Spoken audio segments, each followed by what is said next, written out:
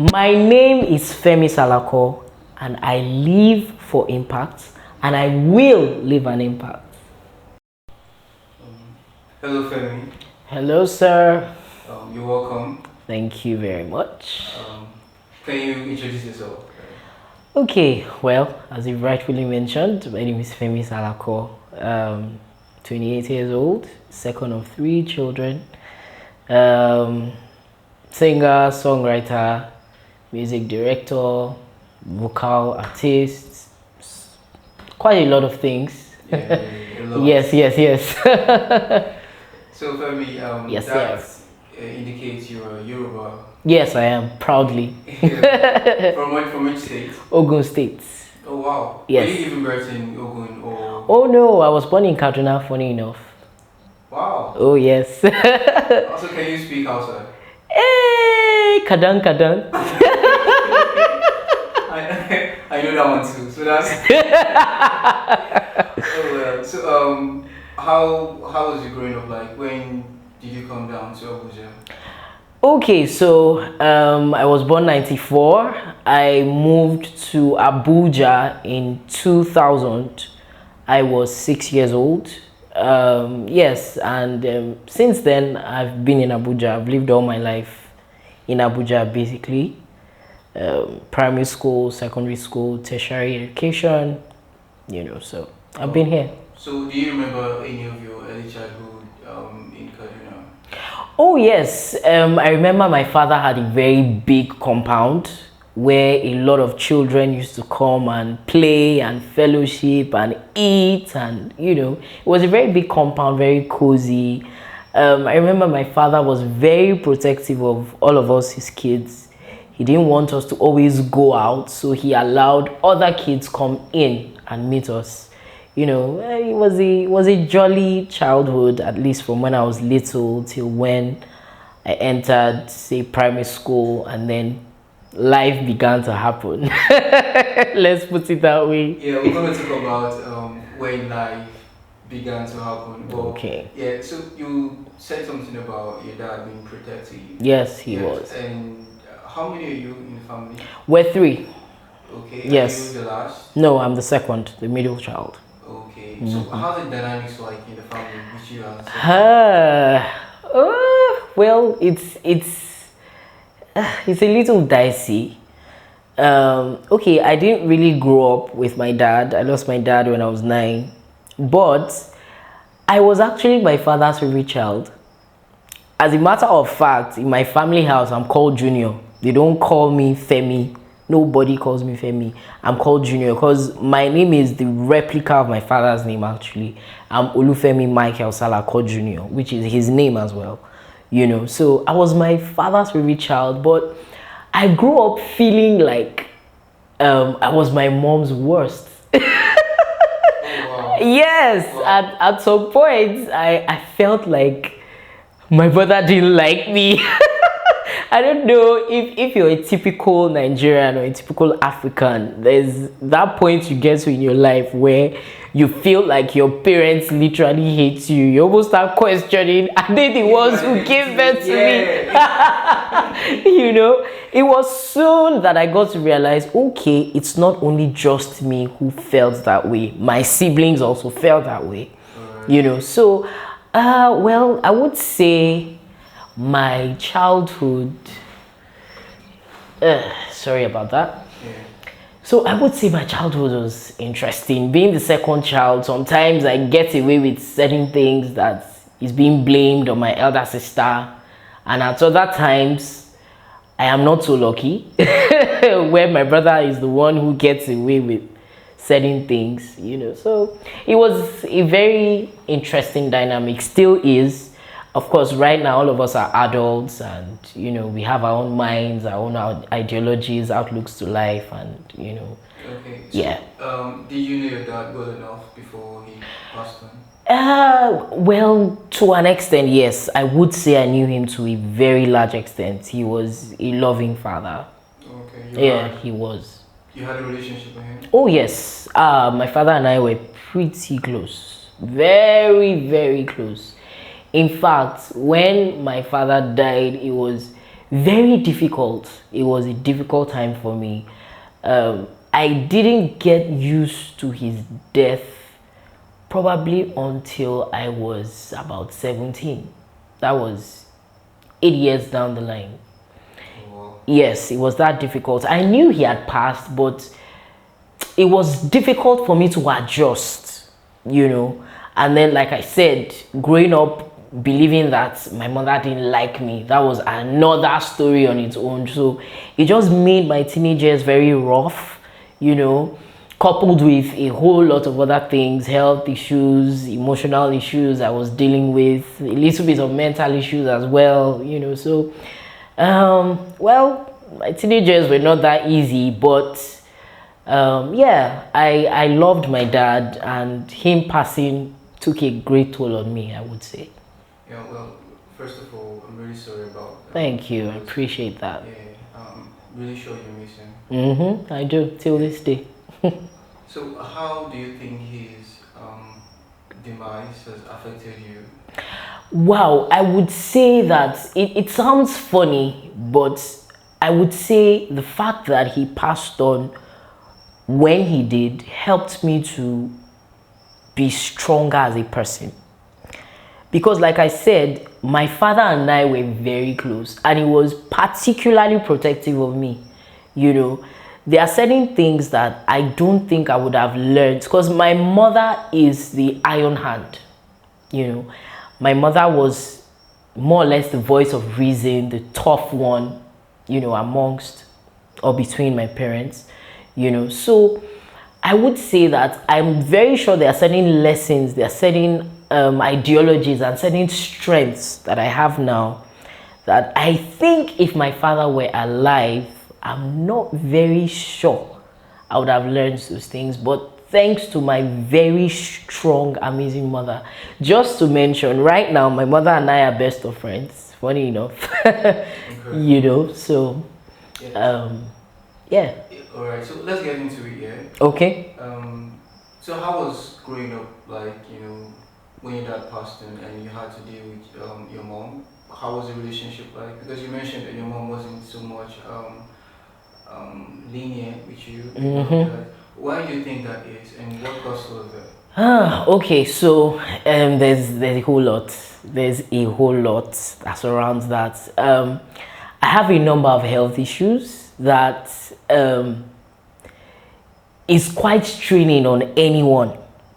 It would be straining on anyone. I mean, I thank God for the kind of strength I have now that I'm able to cope with a lot of things myself. But when, you know, I was dependent on people, it took a toll on a lot of people, especially my mom, you know. So I would say, first of all, that on its own added a lot of pressure on my mom. So it kind of weakened our relationship, so to speak, because I was very dependent on her. You know, she had to deal with the stress of raising 3 children alone, and I was quite demanding, you know. And of course, as a child, you don't really understand what your parents has to go through raising you and all of that. So, you know, coming with your own wahala, unquote, you know, it made it sort of difficult. Apart from that, we never saw eye to eye on a lot of things,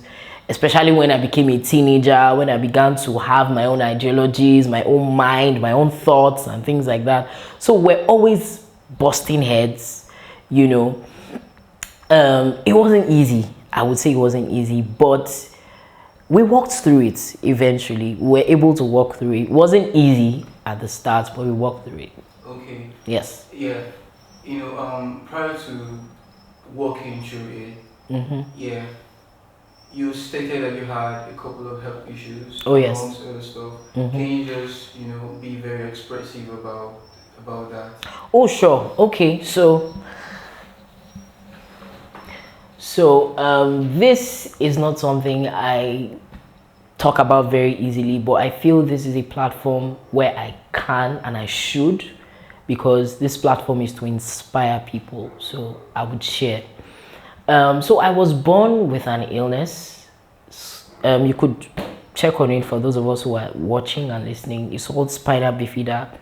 It's not a very common disease, but quite a number of people suffer from it. So spina bifida basically is an illness that affects you both in two ways. It affects your limbs, like your legs down. It affects blood flow from your legs down. As a matter of fact, a lot of spina bifida patients don't walk. A lot of them are on wheelchairs. So about 25% based on research are the people, you know, out of those who suffer the illness that get to walk. And thankfully I'm one of them. Apart from that, there is also an aspect of it that affects your bowels. So for example, the normal human being, when he wants to defecate, when he wants to pee, you have that feeling that, okay, it's time to use the restroom. I have that feeling, or spina bifida patients have that feeling, but we don't know how to hold it in, you know. So because of that, we normally have accidental spills and things like that. So I suffer from that. So due to that, there have to be some measures I have to, you know, adopt. Wearing adult diapers and things like that, which is not something that's very easy to do, but then it's a coping mechanism, and well, I've learned to live with it. Okay, so when you say you learn to live with it, you make it look very easy. It's not easy. For real, you make it look very easy. Oh, well. What you just explained to me right now. Well, because there's a lot I'm still not saying. There's a whole lot. Now, not that I'm holding back, but there's a lot of intricate details, you know. Yes, but it's not easy because, I mean, I grew up having to deal with esteem issues. I had to deal with people making fun of me, you know, and things like that. So that on its own had its effects. Right. Apart from that, I myself, I was not happy with myself for a long time. I despised myself. Actually, it was that bad. I felt like I was not a needed addition to humanity. I felt like I was more like a nuisance. More or less. I felt that way for a long time, for many years, you know. So it's where I am now is a combination of a lot of work: mental, emotional, physical, psychological work that I had to put in. And I'm just grateful for where I am, really. I'm grateful for where I am. There are people who deal with things that are probably not up to what I deal with, and it breaks them. I'm also very conversant with the fact that there are people who deal with things that are much more than mine. So I'm grateful for where I am, really. Okay. Yes.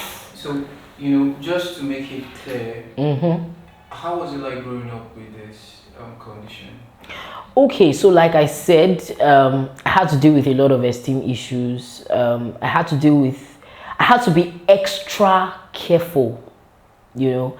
I couldn't do a lot of things. I couldn't participate in sports. I couldn't move around as much as my friends would. There are places I could go. There are places I couldn't go, you know. I didn't have a lot of friends. I had people who came around me just to make fun of me. I was bullied a lot. I was insulted a lot. I was looked down a lot, you know. So it's a lot. It's a lot. What were your kind of experience? What were your kind of things that were said to you? You know, that people called me freak. I heard people call me freak. I heard people call me imbecile. I heard people call me. In fact, people said I had mates who told me they were scared of me. I had mates who told me they were scared of me. There were people who were afraid to touch me because they felt that I was just a pool of disease.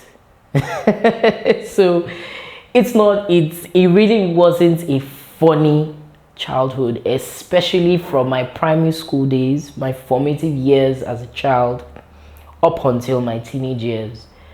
It wasn't funny. It wasn't funny. That's just all I can say. With these experiences, yeah.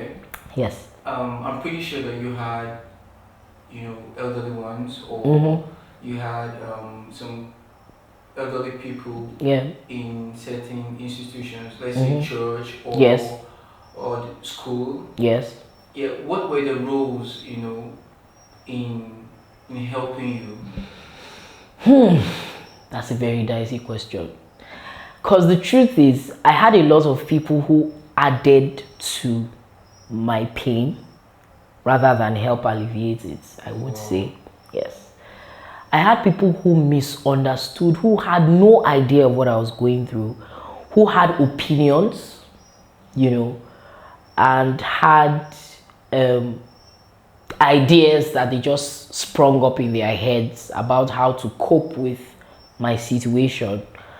But I mean, I would say I also had a number of good people. I had good pastors. As a young person, as a young child, I think up till now, I always loved to relate with people who were older than me. I always was like that, So I was always around a lot of adults, Some of them would probably come close to me and probably perceive, maybe one of those times when I spilled or something, they would perceive something and they would come close and ask, okay, what's going on? And then I open up to them. And then I had people who always watched me, who were always like, okay, have you changed? You need to change now. Make sure you don't spoil, your clothes. Make sure you don't soil yourself, So I had people who were very supportive, I would say. Family members. Oh, I had wonderful family members, I would say. My family members were of great help, I would say. Yeah, great help. I was going to come to that, Oh, yes. Talking about how, this situation was like in the home, yeah, and how you grew up, with, what was the situation like? Was it like love situation? Oh, it was pure love, I would say. It was pure love. I would also say that it might not be the kind of love you would be used to. It was a tough kind of love, but it was love. For example, if I spilled, there was a system I was meant to adopt. So if I went out of that system, that would be the time when I would probably accidentally spill. So when that happens, my mom doesn't take it easy on me. But there was one thing she kept on telling me, which has helped me up till now. She said that she doesn't want the fact that I have these situations make me a liability to society. So that is why she was always tough on me. She was like, she would maybe spank me when I don't do certain things right. When I'm supposed to go and empty my bowels, I don't do that. She spanks me and everything. At that time, I felt she was just being mean and all of that, But over time, that statement, like I said, kept me. She was like, I don't want the fact that you have these illness or you have these challenges make you a liability or a non-entity to society. So that kept me. And, it's part of what has made me who I am today. So, Mom, if you watch this, thank you. I love you.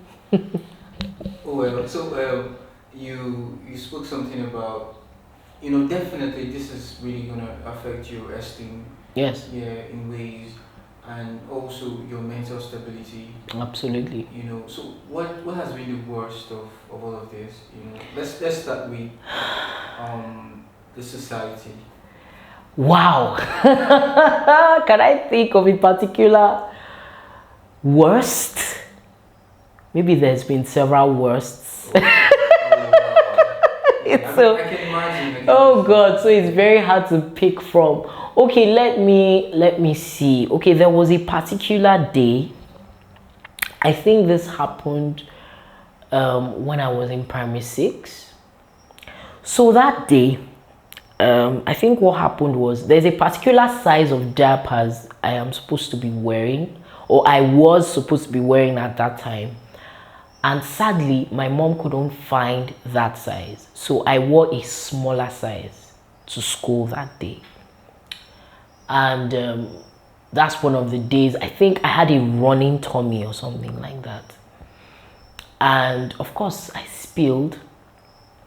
And now, a friend of mine, well, yeah, I would say a friend of mine, as at then, said, I think the statement he made was, he spoke in Hausa, so he said, I'm just thinking about Kashi. And if you understand Hausa, Kashi means poo. So he said, I'm just thinking about Kashi. Now, at that time, I had spilled, and I want to think he probably had seen it. I was trying to clean it up and everything. So he was like a mile away from me when he made that statement. So he walked up to me and then, or close to where I was, and he said, Kashi. And then he started laughing. All my classmates started laughing. People came close. It was bad. It was really bad. You know, I cried and cried and cried and cried.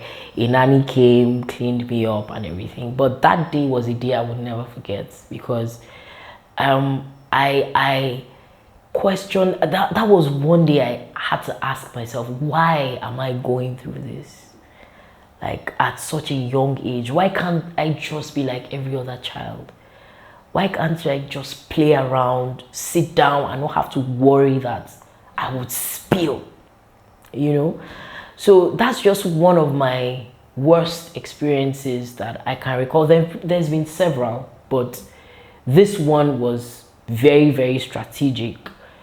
But then, like I said, I thank God for where I've come to, because I've been able to help myself. I've been able to see ways to contain the situation and not see myself as less because I go through this. There are other people who are going through the same thing and probably even worse.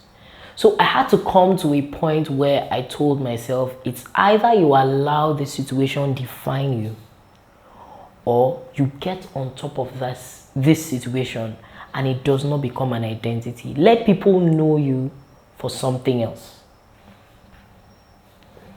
You know, with all of this you said here, I'm very curious to know how you've come to, you know, not just forgive yourself, you know, but forgive these people that have hurt you in so many ways. How have you been able to? Are you at that point? What's going on with all of the forgiveness thing? Okay, so I would say I'm at that point. Yes, very much so. I don't hold literally anybody to heart. I'm at a point in my life where you offend me, you might not even know that you offended me, because I won't tell you anything. I've come to an understanding. Okay, well, I would say this, I'm a Jesus boy, proudly. So I gave my life to Christ when I was 12. When I just entered GSS1. And for me, my salvation story is very practical. I would tie it to your question. So it's very practical. I saw myself metamorphose. I saw myself change, you know. And I was so much of, should I say, an inspiration that other children, you know, look up to me, unquote. I left my secondary school being called pastor. You know, I was that child that parents of other children would refer to and say, why can't you be like Femi? You know, so that being said, one of the things I had to learn was forgiveness. And I think the very first person I had to do that with was my mom. Because I would tell people that right now as we speak, my mom is that one person I will not think about taking. I would literally take a bullet for my mother right now without thinking about it. But if you ask me, who is the person who has hurt you the most in this life? It's my mom. She has said the most hurtful things I think I've ever heard, literally. But I had to get to the point where I looked at her and I told myself, she didn't know any better. And that what helped me through every other person. They didn't know any better. If they knew better, they would not have reacted the way they did. So it's just like, forgive me, like I said, I'm a Jesus boy. So I would give this example. You know, scripture says when Christ was about to die, he spoke to God and he said, forgive them, for they know not what they do. A lot of times, people's reactions to situations are the limit of what they know. So once you're able to see it from that point of view, it's a little bit, I'm not saying it's easy, but it's a little bit easier to forgive because you understand that, okay, this is the limit of their knowledge. Yes. So it just helps you to forgive. So that's where I got to. I felt like, okay, these people probably didn't know a better way to react to my situations, to react to my challenges than what they portrayed. So that's what helped me. Wow. Yeah. So, I think it kind of hurts different when the people very close to you say the most hurtful things. Absolutely. To you, Absolutely. How has all of this affected your mental health? When I was about 14, 15, I tell people, if you had asked me, not even asked me, if you had taken me to a hospital and diagnosed and maybe done a diagnosis, I would have been, diagnosed with depression. I'm very sure of that. Literally very sure. I was depressed. Why? There was so much going on around me at that time, that period, so much. And a lot of those things, I couldn't even handle them. So between when I was 14 and when I was 16, I was suicidal. As a matter of fact, I am very sure I attempted suicide twice. And that's because there was so much going on. Femi, why are you laughing? You say these things like... Well, I laugh now because I look back and I'm like, I don't know, it's funny. It is funny. Because seeing where I have come to, seeing the things I have experienced now, it's funny. It's actually funny. Tell me about these suicidal experiences. Well, there's not much to tell. A particular day, I was just done. I was done. I was like, okay, I had an altercation with my mom that day. We went to the hospital to treat something, and she came back. We were, on the drive back home. And that was one of those moments where she said some very, very hurtful things I really do not want to say here. But they were so hurtful, I started second guessing the worth of my existence. I was like, if my mother can say these things to me, the person who gave birth to me, maybe I don't deserve to be alive. So I nurtured those thoughts in my heart till evening. At that time, probably it was around 2:30, 3 p.m. when this was going on. I nurtured it in my heart. I got home. I ate well, I say. This was probably about 11:30. I knew everybody had slept. And I could be very sneaky when I want to, so... And then all of us were in the same room, my mom and my siblings. So if I opened the door, probably someone would wake up. Myself and my mom are very light sleepers. So I was worried that, okay, if I opened the door, my mom would wake up. But I knew exactly how to handle the door. I opened the door, shut it, went into the kitchen, picked up the sharpest knife. I still remember it was a black knife. At this time, I was not thinking about anything else. I just wanted to end it. I was done. Weren't you scared? Nope, I wasn't. I felt like if I died, it would be easier for everybody else. That's what I felt. I felt like if I was gone, the pressure, and I think it was actually out of love, because I knew how much my mom was going through, and I felt like I was too much for her to handle. So I felt maybe if I just killed myself, at least she would be off having to deal with me, and her life would be a little bit easier. But I thank God for his voice, as at that time I knew I had a very, very tangible relationship with God. If you remember, at some point in the interview, I said I'm a Jesus boy, unapologetically. So the knife was already here. My plan was to stab myself in the stomach, and then they will come and find my dead body. When I was about doing that, I heard a voice that said,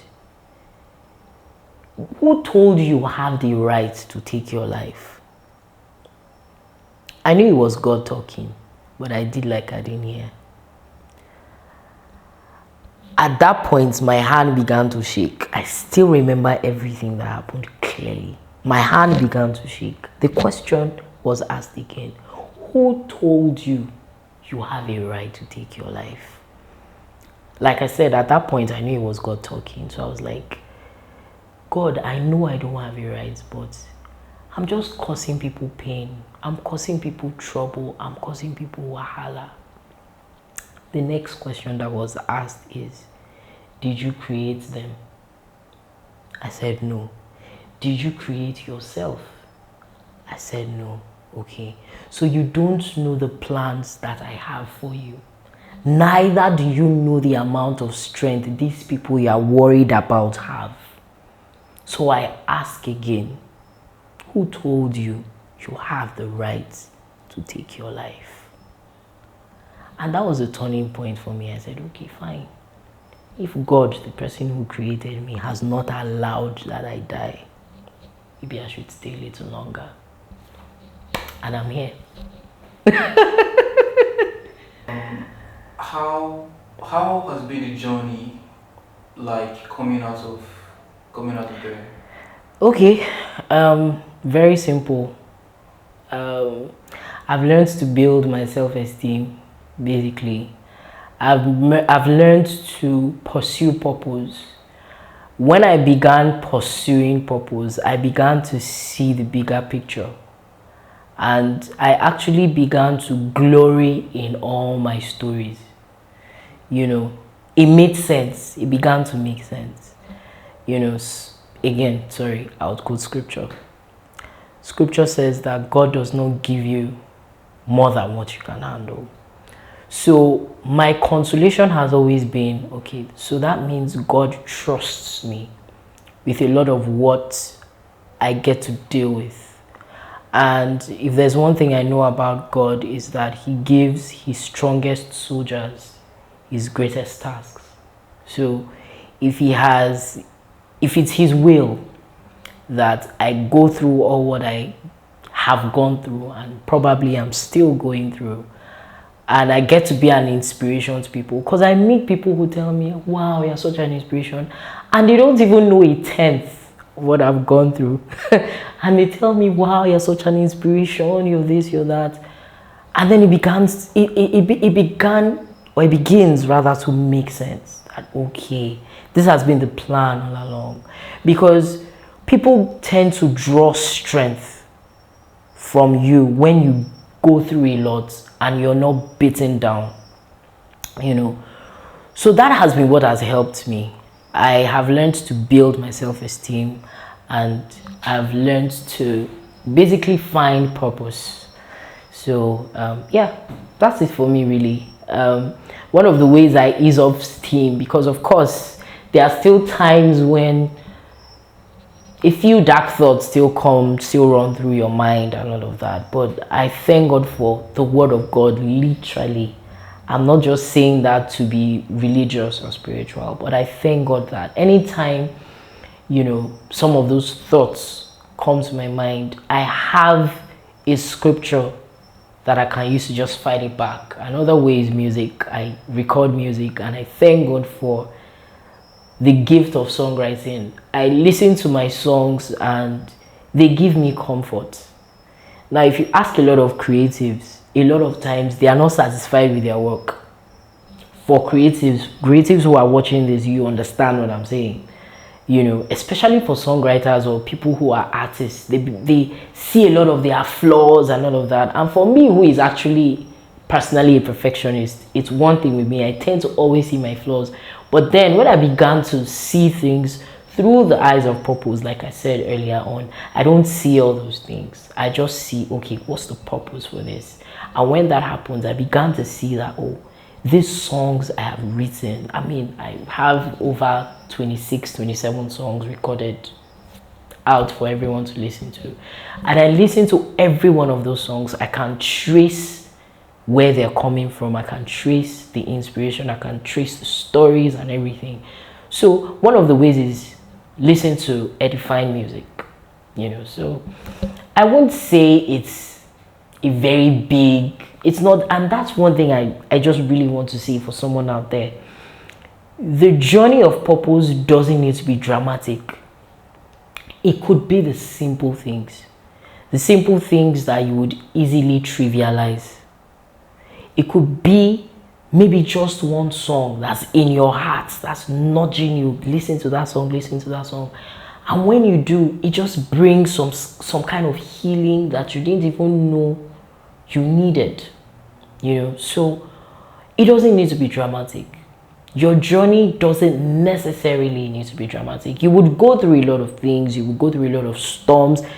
Life is not a straight line, definitely. But don't always expect that is one big and mighty thing that must happen for there to be a turnaround or for there to be a turning point in your life. It's just little steps, little things that you adopt in your journey. Learn from the little things, learn from the big things, gather all your lessons, you know, and then you would live a fulfilled life, I would say. Okay, that being said, yeah. Yes.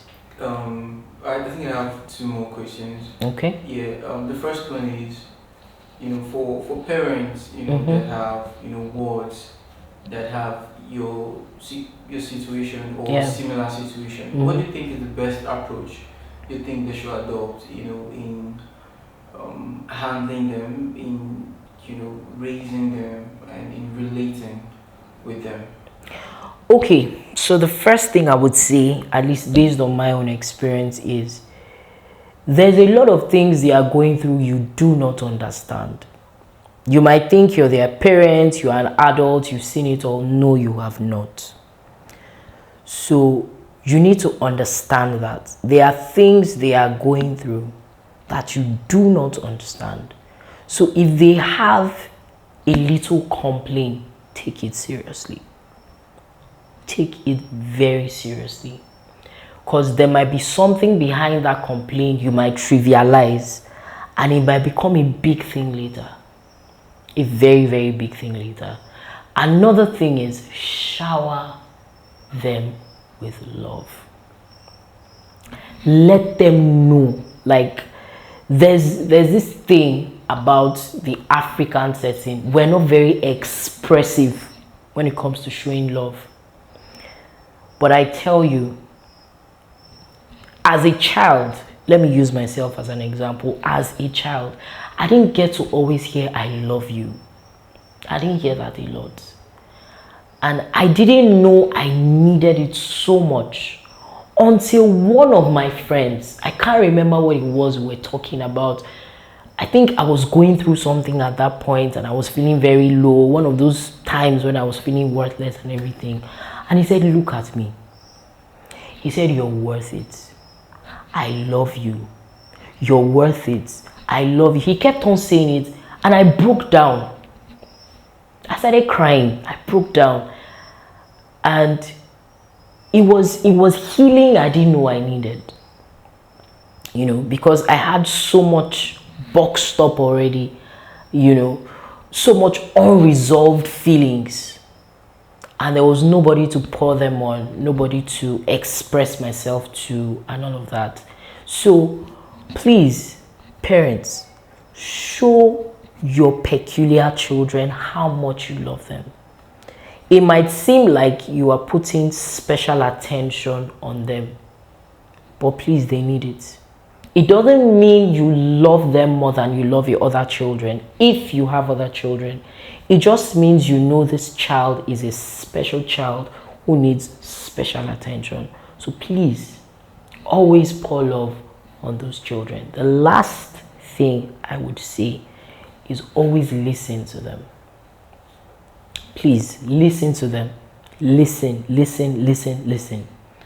A lot of times, parents think they know. They will tell you, I was born before you, I know, blah, blah, blah, blah, blah. But like I said at the beginning of answering this question, there are things they are going through that you do not understand. So if you don't listen to them, you might think that maybe some things they're saying, maybe one thing you've told them to do is all they need to do. And maybe they've tried it and it's not working. But because in your mind, in your frame, of thinking, you feel, this should work now. And then they complain. You feel, no, maybe they are just not doing it right or something. No, there might be more.